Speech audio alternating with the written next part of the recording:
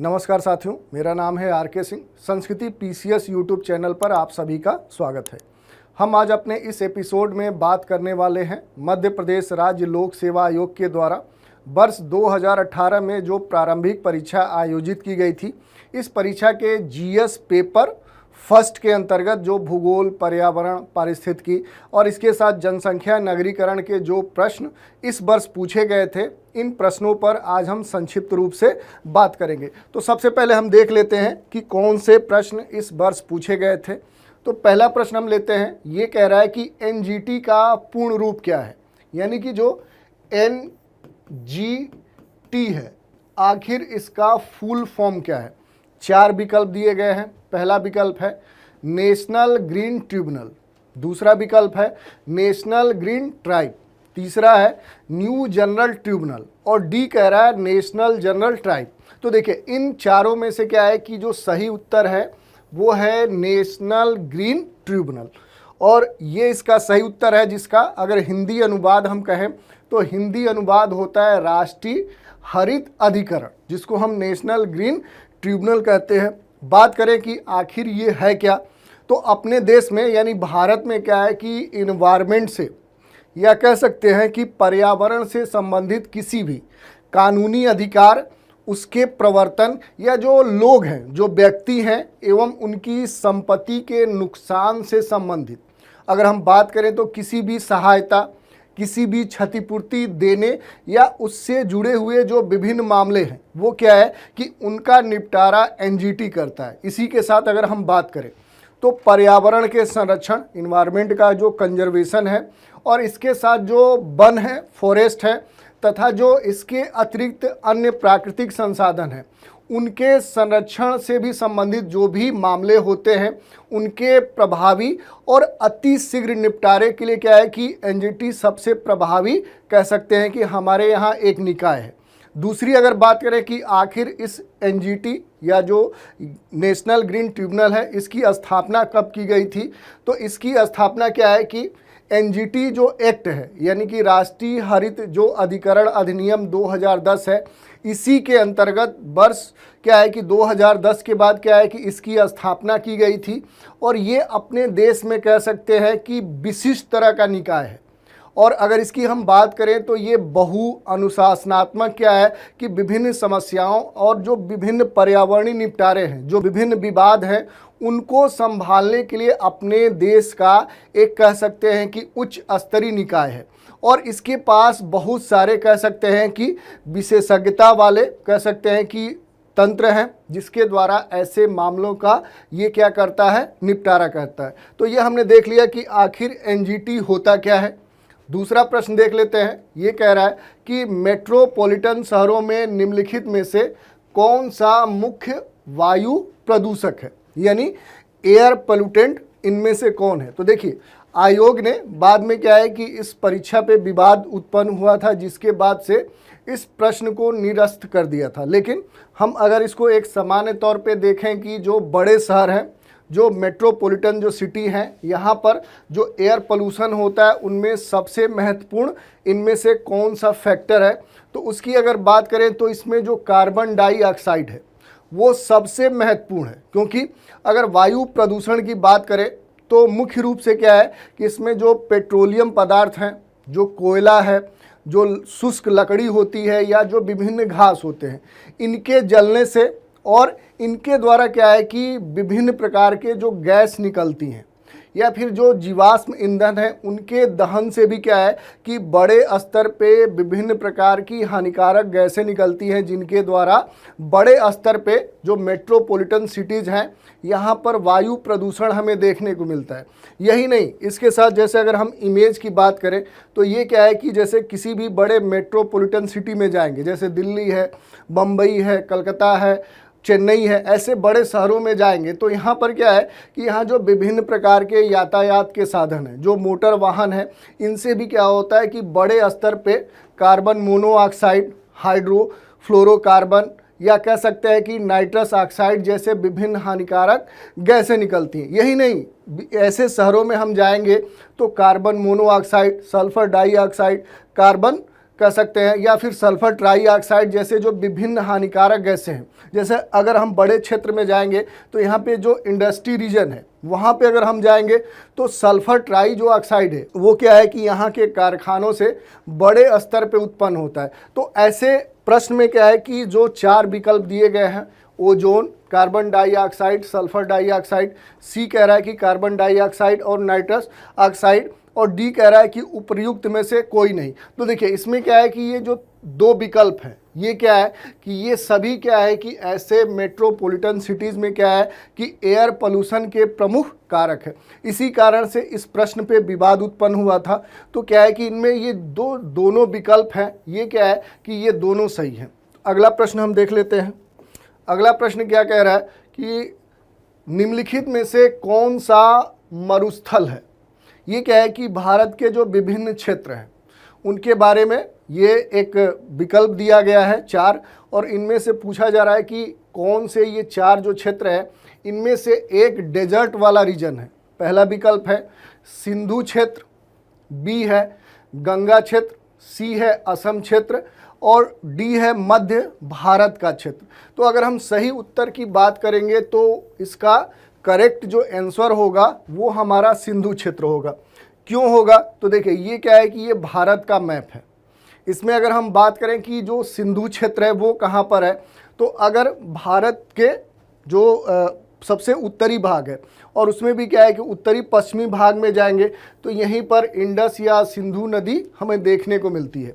और इस नदी के अगर हम कह सकते हैं कि नीचे साउथ में आएंगे तो यहीं पर क्या है कि हमें भारत का थार मरुस्थल देखने को मिलता है, जो भारत का सबसे बड़ा मरुस्थली क्षेत्र है। तो इस कारण से हम कह सकते हैं कि सिंधु नदी का जो क्षेत्र है ये मूल रूप से क्या है कि एक मरुस्थली क्षेत्र है। और ये जो मरुस्थली क्षेत्र है ये क्या करता है कि इधर भारत और पाकिस्तान के बीच में कह सकते हैं कि एक सीमा निर्धारण का भी काम करता है। तो इस प्रकार से दूसरी अगर हम बात करें, चूंकि गंगा का जो मैदानी क्षेत्र कहा जा रहा है, जो गंगा का मैदानी क्षेत्र है ये भारत में कह सकते हैं कि विभिन्न नदियों के द्वारा लाए गए मृदाओं से बना हुआ क्षेत्र है, जो कृषि के दृष्टिकोण से सबसे महत्वपूर्ण है। और इस पूरे गंगा के मैदानी क्षेत्र में क्या है कि बड़े स्तर पे क्या है कि कृषि फसलों का उत्पादन होता है। इस कारण से ये मरुस्थली क्षेत्र नहीं है। सी है असम का क्षेत्र। पूर्वोत्तर में अगर हम जाएंगे तो पूर्वोत्तर में अगर हम असम में जाएंगे तो ये जो पूरा क्षेत्र है ये पर्वतीय क्षेत्र है, और यहाँ पर क्या है कि बड़े स्तर पे वनस्पति हमें देखने को मिलती है। पूरा क्षेत्र वनाच्छादित है। तो इस आधार पे अगर हम देखें तो ये भी क्या होगा कि ये मरुस्थल नहीं है। और डी है मध्य भारत का क्षेत्र, यानी कि भारत में अगर हम मध्य वाले क्षेत्र में आएंगे तो यहाँ पर क्या है कि मरुस्थल हमें नहीं देखने को मिलेगा, बल्कि क्या है कि एक तरह से क्या है कि मैदानी और पठारी क्षेत्र हमें देखने को मिलेगा, न कि यहाँ पर मरुस्थली क्षेत्र देखने को मिलेगा। तो ये तीनों विकल्प गलत है, यानी रॉन्ग है। यानी पहला जो विकल्प है सिंधु नदी का क्षेत्र जिसके दक्षिण में आते हैं तो हमें थार का मरुस्थल देखने को मिलता है। तो ये प्रश्न हमने देख लिया। अगला प्रश्न देख लेते हैं। ये कह रहा है कि भारत की सबसे लंबी नदी कौन सी है। 4 विकल्प दिए गए हैं। ए विकल्प है ब्रह्मपुत्र नदी, बी है गंगा नदी, सी है गोदावरी नदी, और डी है सिंधु नदी। तो अगर हम अपवाह क्षेत्र के दृष्टिकोण से देखें कि इन चारों में से सबसे लंबी नदी कौन सी है, तो उसमें क्या है कि जो ब्रह्मपुत्र नदी है इसका बहुत सारा जो क्षेत्र है वो भारत के इतर भी है, जिसके कारण से क्या है कि उसी पार्ट को हम काउंट करते हैं जो भारतीय क्षेत्र में है। तो इस आधार पर अगर हम इन चारों नदियों की बात करें तो इसमें से जो बी विकल्प है, यानी जो गंगा नदी है, ये भारत की सबसे लंबी नदी है। और अगर इसकी लंबाई की बात करें तो इसकी जो लंबाई है वो क्या है कि काफ़ी अधिक है। और इसमें भी क्या है कि जो इसका अपवाह क्षेत्र है वो मूल रूप से अगर हम बात करें तो भारत के कई राज्यों से ये गुजरती है। अगर उन राज्यों की बात करें तो ये जो जहाँ से ये नदी निकलती है वो उत्तराखंड है। उत्तराखंड, अगर इसी को थोड़ा सा हम मैप पे देखें तो देखिए ये क्या है कि ये गंगा नदी है, और गंगा नदी मूल रूप से कहाँ से निकलती है, तो ये क्या है कि गंगा नदी जो गंगोत्री ग्लेशियर है ये कहाँ पर देखने को मिलेगा, तो ये हमें जो उत्तराखंड राज्य है वहीं से ये नदी क्या होती है कि जो गंगोत्री यहाँ पर ग्लेशियर है, जो हिमनद है, वहीं से ये निकलती है। और फिर देखेंगे कि उत्तराखंड के बाद क्या है कि ये आगे नदी बढ़ती है, फिर कहाँ प्रवेश करती है, तो ये फिर यूपी यानी उत्तर प्रदेश में प्रवेश करती है। जब ये यूपी में प्रवेश करती है उसके बाद फिर ये नदी धीरे धीरे क्या होती है कि ये आगे बढ़ती है। यूपी के बाद क्या है कि फिर ये आगे बढ़ने के बाद बिहार राज्य में प्रवेश करती है। बिहार के बाद भी क्या है कि संक्षिप्त रूप से देखें तो ये झारखंड जो राज्य है वहाँ पर भी ये नदी प्रवाहित होती है। ये अलग बात है कि झारखंड में जो गंगा नदी है ये मात्र क्या है कि 40 किलोमीटर ही अपवाहित होती है। उसके बाद क्या है कि फिर ये पश्चिम बंगाल में प्रवेश करती है। तो इस तरह से अगर हम देखें तो जो गंगा नदी है ये उत्तराखंड, यूपी, बिहार, झारखंड और पश्चिम बंगाल राज्यों में अपवाहित होती है। तो इससे जुड़े हुए ये प्रश्न पूछे जा सकते हैं। इसी के साथ इससे एक जुड़ा हुआ अक्सर प्रश्न पूछता है कि जो गंगा नदी है कहाँ के बाद ये गंगा नदी कही जाती है, या कह सकते हैं कि गंगोत्री से जो नदी निकलती है उसको हम भागीरथी बोलते हैं। इसके दूसरे तरफ से क्या है कि एक अन्य नदी आती है जिसको हम क्या बोलते हैं, अलकनंदा नदी। जब भागीरथी नदी और दूसरी तरफ से आने वाली अलकनंदा नदी देवप्रयाग में मिलती हैं तो यहाँ के बाद जिस जलधारा का यहाँ से विकास होता है उसी को हम गंगा नदी बोलते हैं। तो मूल रूप से क्या है कि यहाँ पर गंगोत्री ग्लेशियर से कौन सी नदी आती है, तो भागीरथी आती है, और दूसरे तरफ से जो अलकनंदा आती है। इन दोनों के मिलने के बाद जिस नदी का विकास होता है या यहाँ से जो नदी का प्रवाह बनता है उसका नाम यहाँ से गंगा हो जाता है। इसके साथ क्या है कि यहाँ पर इनसे जुड़े हुए भी प्रश्न पूछते हैं कि आखिर देवप्रयाग में किन दो नदियों का मिलन होता है। तो ये भी यहाँ से आप बता सकते हैं कि यहाँ पर भागीरथी और दूसरी क्या है कि जो अलकनंदा नदी है। अलकनंदा नदी कहाँ देखने को मिलेगी, तो ये बद्रीनाथ से निकलती है और फिर आगे बढ़ते हुए जाकर क्या है कि भागीरथी से मिलती है। यहाँ अन्य प्रश्न भी पूछे जाते हैं, जैसे ये पूछता है कि विष्णु प्रयाग में कौन सी दो नदियाँ एक दूसरे से आपस में आकर मिलती हैं। तो यहाँ पर क्या है कि इधर से आने वाली जो अलकनंदा नदी है और दूसरी तरफ से क्या है कि यहाँ पर धौली गंगा आकर मिल जाती है। ये दोनों नदियाँ कहाँ मिलती हैं, तो विष्णु प्रयाग में मिलती हैं। यहीं पर क्या है कि एक और नदी है जो क्या है कि नंदाकिनी है। ये भी क्या है कि आकर अलकनंदा नदी से मिलती है। और इसके बाद क्या है कि एक पिंडर गंगा नदी है जो कि क्या है कि अलकनंदा से कहाँ पर मिलती है, कर्णप्रयाग में मिलती है। और एक महत्वपूर्ण और नदी है जो मंदाकिनी है। ये कहाँ से निकलती है, तो ये केदारनाथ से आती है और आकर अलकनंदा नदी से मिल जाती है। ये दोनों नदियाँ कहाँ पर मिलती है, तो ये दोनों रुद्रप्रयाग में मिलती है। इसी कारण से क्या है कि ये जो विभिन्न प्रयाग बन रहे हैं इनको हम पंच प्रयाग नाम देते हैं। ये अक्सर आपसे पूछता है। तो ये इससे जुड़े हुए कुछ महत्वपूर्ण इन्फॉर्मेशन थे। अगला प्रश्न देख लेते हैं। ये कह रहा है कि भारत की दक्षिणतम पर्वत श्रेणी कौन सी है। ये चार विकल्प दिए गए हैं। पहला है नीलगिरी, बी है अन्नामलाई, सी है कार्डमम और डी है नल्लामलाई। ये चार विकल्प दिए गए हैं। तो अगर हम सही उत्तर की बात करें तो इसका जो सही उत्तर होगा वो होगा कार्डमम। अब इसको क्या है कि हम मैप पे देख सकते हैं। देखिए ये क्या है कि साउथ में यानी कि भारत के दक्षिणी हिस्से में आएंगे तो यहाँ पर बहुत सारी पहाड़ियाँ हमें देखने को मिलती है। जैसे अगर कार्डमम की बात करें, ये देखिए ये क्या है कि सबसे दक्षिणी क्षेत्र में क्या है कि यहाँ पर कार्डमम हिल्स हमें देखने को मिलती है। इसको क्या है कि दूसरे नाम से भी बुलाया जाता है। कह सकते हैं कि जो कार्डमम हिल है इसको क्या बोला जाता है, तो इलायची की पहाड़ियाँ। इसको क्या बोला जाता है, तो इलायची की पहाड़ियाँ। क्यों बोला जाता है, तो बड़े स्तर पे इस क्षेत्र में आएंगे तो इलायची का प्रोडक्शन किया जाता है जिसके कारण से इसको, और ये मूल रूप से क्या है कि पश्चिमी जो घाट है उसी का ये एक क्षेत्र है। यहाँ पर क्या है कि दूसरी अगर आप देखेंगे तो इसके उत्तर में आएंगे तो अन्नामलाई हिल्स आपको देखने को मिलेगा। अन्नामलाई हिल्स क्या है कि नीलगिरी के दक्षिण में ये अवस्थित है। यानी कि कार्डगम और नीलगिरी के बीच में कौन अवस्थित है, तो यहाँ पर हमें अन्नामलाई पहाड़ी देखने को मिलेगी। और सबसे ऊपर आएंगे तो यहीं पर क्या है कि जावेदी हिल्स, सेवराय हिल्स हमें देखने को मिलेंगे। तो ये क्या है कि यहाँ के कुछ महत्वपूर्ण पर्वतीय हिल्स हैं, जिनमें क्या है कि सबसे दक्षिण में अगर हम देखेंगे तो यहाँ पर हमें कार्डमम हिल्स देखने को मिलेगा। तो सही जो उत्तर आपका होगा वो विकल्प सी होगा। अगला प्रश्न देख लेते हैं।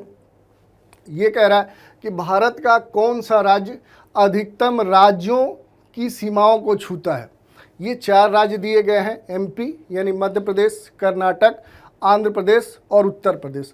तो इनमें क्या है कि अगर हम बात करेंगे कि कौन सा जो राज्य है जो सबसे अधिक राज्यों को स्पर्श करता है, तो उसमें पहला स्थान आता है यूपी का यानी उत्तर प्रदेश का। ये क्या है कि देश के लगभग क्या है कि अगर हम बात करें तो 8 राज्यों, और इसी के साथ अगर यूटी की बात करें तो जो दिल्ली है, यानी कि लगभग 9 राज्यों से क्या है कि उत्तर प्रदेश की जो सीमाएं हैं वो लगती हैं। अगर हम राज्यों की बात करें तो उत्तर प्रदेश का क्या है कि जो उत्तराखंड राज्य है, दूसरा जो हिमाचल है, हिमाचल के साथ हरियाणा, और जो दिल्ली यूटी है, और इसके साथ राजस्थान, और फिर क्या है कि एमपी, छत्तीसगढ़ और झारखंड, ये सारे जो राज्य हैं इनकी जो सीमाएं हैं वो यूपी से लगती हैं। इसी को अगर हम मैप पे देखने का प्रयास करें तो ये क्या है कि ये उत्तर प्रदेश है, और इससे क्या है कि 8 राज्यों की जो सीमाएं हैं वो स्पर्श करती है। जैसे अगर आप देखेंगे तो इधर उत्तराखंड, इधर हिमाचल, इधर हरियाणा, फिर दिल्ली, इधर राजस्थान, फिर एमपी, छत्तीसगढ़, झारखंड, बिहार, ये सारे जो राज्य हैं इनकी सीमाएं क्या है कि यूपी से लगती हैं, जिनमें क्या है कि 8 राज्य हैं और एक क्या है दिल्ली केंद्र शासित प्रदेश है। तो इसका सही जो उत्तर होगा वो आपका होगा उत्तर। दूसरा जो स्थान आता है वो एमपी का है। एमपी जो राज्य है इससे जो सीमाएं लगती हैं वो 5 राज्यों की लगती हैं। तो दूसरा जो स्थान आता है वो एमपी का होता है। अगला प्रश्न देख लेते हैं। ये कह रहा है कि भारत का दूसरा बड़ा नदी बेसिन कौन है। ये 4 नदियां हैं, Mahanadi basin, Narmada basin, Godavari basin और कावेरी बेसिन।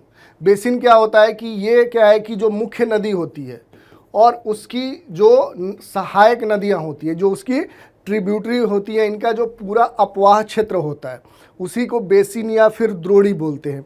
तो इन नदियों की बात करें तो ये चारों जो नदियां हैं ये दक्षिण भारत की प्रमुख लंबी नदियां हैं।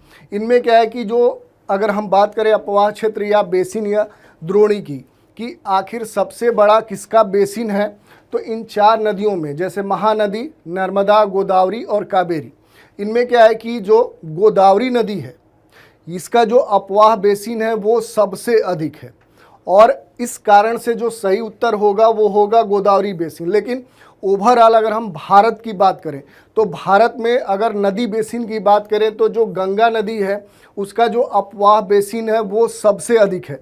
लेकिन चूंकि इसमें गंगा नदी नहीं दिया गया है इसलिए क्या होगा कि जो सही उत्तर होगा वो गोदावरी बेसिन होगा। उसमें भी क्या है कि अगर हम मैप पे देखें तो ये क्या है कि ये गोदावरी नदी है। ये क्या है कि इसका जो अपवाह बेसिन है या जो द्रोणी है वो सबसे बड़ा है। इसमें कुछ चीज़ें ये पूछ सकता है कि आखिर ये जो नदी है ये इसका उद्गम कहाँ से होता है। तो जो गोदावरी नदी है इसका जो उद्गम है वो हमें महाराष्ट्र राज्य से देखने को मिलेगा, और महाराष्ट्र में भी क्या है कि महाराष्ट्र का जो नासिक डिस्ट्रिक्ट है, जो नासिक ज़िला है, यहीं पर एक त्र्यंबक पर्वत देखने को मिलता है, और वहीं से ये क्या है कि गोदावरी नदी निकलती है, और फिर इधर से आकर क्या है कि यहाँ पर इसका निकास हो जाता है। अगर इस नदी के कुछ सहायक नदियों की बात करें तो उसमें क्या है कि पेनगंगा है, वेनगंगा है, कह सकते हैं वर्धा है, प्राणहिता है, मंजरा है, ये सारी क्या है कि गोदावरी की कुछ प्रमुख सहायक नदियां हैं। ये सारी सहायक नदियां मिलकर ही क्या है कि गोदावरी नदी बेसिन का निर्माण करती हैं, जिसके कारण से ही क्या है कि गोदावरी दक्षिण भारत की सबसे बड़ी अपवाह बेसिन या द्रोणी वाला कह सकते हैं नदी है। तो ये हमने देख लिया। अगला प्रश्न देख लेते हैं। ये कह रहा है कि पाक जल डमरू मध्य किनके मध्य अवस्थित है। पहला है भारत और पाकिस्तान, बी है भारत और बांग्लादेश, सी है भारत और श्रीलंका, और डी है भारत और मालदीव। तो देखिए जो पाक जल डमरू मध्य है, जिसको पाक स्टेट बोला जाता है, ये क्या है कि भारत और श्रीलंका के मध्य आपको देखने को मिलेगा। भारत में भी क्या है कि भारत का जो सबसे दक्षिणी हिस्सा है उसके और जो श्रीलंका है, दोनों देशों के बीच में क्या है कि हमें पाक स्टेट या पाक जो जल डमरू मध्य है ये हमें देखने को मिलता है। और ये जो स्टेट है ये क्या करता है कि इधर से जो गल्फ ऑफ मन्नार है इसको क्या है कि इधर से अगर हम जाएंगे तो हमें क्या मिलेगा, तो बंगाल की खाड़ी, इन दोनों को जोड़ने का ये काम करता है। इसी के साथ अगर हम बात करें कि किन दो स्थलीय खंडों को ये जल संधि अलग करती है, तो इधर अगर आएंगे तो देखिए हमें क्या है कि पम्बन द्वीप या फिर ओवरऑल कहें तो भारत और इधर श्रीलंका को, दोनों को क्या है, या फिर श्रीलंका का जो जाफना द्वीप है जो अक्सर विवादों में रहता है, इन दोनों स्थलीय खंडों को ये जल संधि अलग करती है। इसी के साथ क्या है कि यहाँ पर अगर हम देखेंगे तो भारत और श्रीलंका के बीच में एक कह सकते हैं कि मैरीटाइम बाउंड्री लाइन भी खींची गई है, जिसको लेकर भी वर्तमान में विवाद देखने को हमें मिल रहे हैं।